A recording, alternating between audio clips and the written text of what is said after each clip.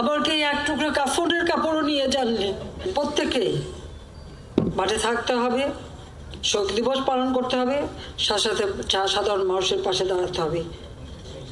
কারণ এই আগামীতে বন্যা আসতে পারে, ঝড় আসতে পারে, আমাদের সমস্ত সিস্টেমটা তো পুড়িয়ে দিয়েছে। তারপর আমরা মানুষের পাশে আমরা দাঁড়াবো, আমরাই দাঁড়াই, আর কেউ দাঁড়ায়ও না। তাই এই শোকের মাসে মানুষের সেবা করে, মানুষের পাশে দাঁড়িয়ে জাতির পিতার যে আদর্শ লক্ষ্য সেটাই বাস্তবায়ন করতে হবে।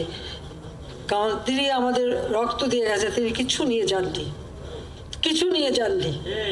এমনকি এক টুকরো কাফনের কাপড়ও নিয়ে যাননি। তার গরিব মানুষের জন্য ওই রেড ক্রসের মাধ্যমে যে কাপড় দিতে, সেই কাপড়ের পাড় ছিঁড়ে তারপর সেই কাফন দেওয়া হয়েছিল। আর আমার মা ভাই তাদের কাউকে কোনো কাফন দাফন কিছুই দেওয়া হয়নি।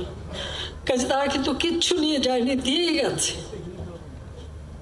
কিন্তু যে আদর্শ নিয়ে তিনি এদের স্বাধীন করেছেন সেটাই আমরা বাস্তবায়ন করবো, এটাই আমাদের প্রতিজ্ঞা।